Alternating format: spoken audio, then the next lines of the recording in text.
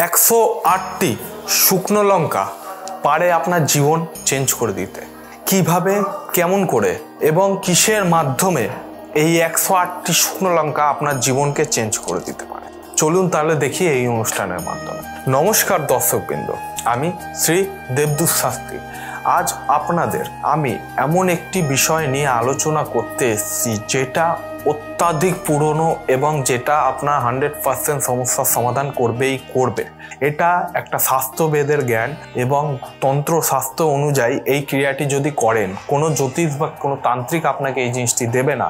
যদি আপনি তন্ত্র স্বাস্থ্য মতে বা আমার কথা মতো এই কাজটি যদি আপনি করতে পারেন, তাহলে রেজাল্ট অবশ্যই আপনার হাতের ধারে। কিভাবে, কি করবেন, কেন করবেন, কিসের জন্য, চলুন আমি বলে দিচ্ছি, মনোযোগ সহকারে শুনুন। আমাদের জীবনে চলতি পথে শত্রু অনেক তৈরি হয়, যেমন হচ্ছে গুপ্ত শত্রু, তারপর হচ্ছে বাইরের শত্রু, তারপর কোনো বন্ধু নিজের শত্রু। শত্রু অনেক ধরনের পার্ট আছে, অনেক ধরনের শত্রু তৈরি হয়, ঠিক আছে। এইগুলোকে আপনাকে একবারে দমন করার একটা উপায় আমি আপনাদের বলে দিচ্ছি, মনোযোগ সহকারে শুনেন। 108টি শুকনো লঙ্কা আপনি বাজার থেকে কিনে আন, সেটিকে কোনো নোংরা বা কোনো ইসের মধ্যে বা কোনো আমিষ জিনিসের সঙ্গে ঠেকাবেন না, সেটিকে আলাদা করে আপনি এক জায়গাতে রাখবেন।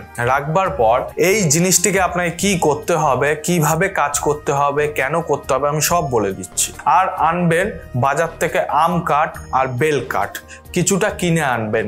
আনবার পর আরো কটা জিনিস বলছি, ঘি, মধু, কর্পূর, এইগুলো সব কিনে আনবেন যাতে হোম করা যায়। এটি হচ্ছে সব থেকে পাওয়ারফুল একটি ক্রিয়া। যদি করে থাকেন আপনি, ঠিক আছে, আপনার বাড়িও শুদ্ধ হবে, আপনার শত্রু সব চলে যাবে। এটিকে করতে গেলে যে কোনো একটা অমাবস্যার দিন আপনাকে বেছে নিতে হবে। সেই অমাবস্যার দিন সারা দিন আপনাকে নিরামিষ খেতে হবে এবং আপনি এটা বাড়িতেও করতে পারেন, বাইরেও করতে পারেন, শ্মশানেও করতে পারেন, আপনার ব্যক্তিগত ব্যাপার। আপনি যে কোনো জায়গায় এই জিনিসটিকে করতে পারেন, কিন্তু কোনো খারাপ জায়গায় যাবেন না, ঠিক আছে, তাহলে কিন্তু সমস্যা তৈরি হতে পারে। এটিকে করতে গেলে কি করতে হবে, 108টি শুকনো লঙ্কা আপনি নিয়ে আসবেন, আম গাছের কাঠ নিয়ে আসবেন, ঠিক আছে, এগুলো সব দশকর্মার দোকানে পাওয়া যায়। একটু ঘি, একটু মধু আর কর্পূর, কাঠটিকে জ্বালাবার জন্য একটু কর্পূর আনবেন আর ধুনো আনবেন। এনে আপনাকে সরঞ্জাম রেডি করতে হবে এবং আপনাকে সেই জিনিসটাকে কিভাবে প্রয়োগ করতে হবে আমি বলে দিচ্ছি। যে কোনো একটা অমাবস্যার দিন আপনি নিরামিষ খাবেন। নিরামিষ খাওয়ার পর সন্ধ্যের পর অমাবস্যা লাগলে আপনি যে কোনো টাইম এই কাজটি করতে পারেন। আপনি একটা হোম কুণ্ডি বানাবেন। হোম কুণ্ডি বানাবার পর তাতে আগুন দেবেন। আগুন দেওয়ার পর আপনি সেই 108টি শুকনো লঙ্কাকে ঘিয়ের মধ্যে চোবাবেন। আর একটি একটি শুকনো লঙ্কা চোবাবার পর আপনি বগলামুখী যে মন্ত্র হয় সেটি জপ করবেন এবং কার জন্য এই কাজটি করছেন তার নামটি আর মায়ের নামটি আপনি বলে একটি করে শুকনো লঙ্কা আপনি আহুতিতে দেবেন।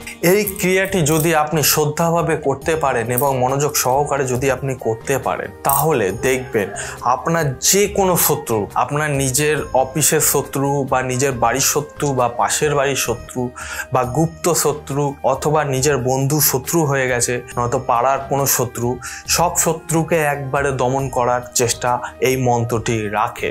আমাদের ইউটিউবের কিছু কানেকশনের জন্য আমরা বগলামুখী মন্ত্র আপনাকে দিতে পারছি না। যদি একান্ত আপনাদের প্রয়োজন হয়, আপনার ফোনের মাধ্যমে সরাসরি কলের মাধ্যমে আমার থেকে সেই মন্ত্রটি আপনারা সংগ্রহ করে নিতে পারেন।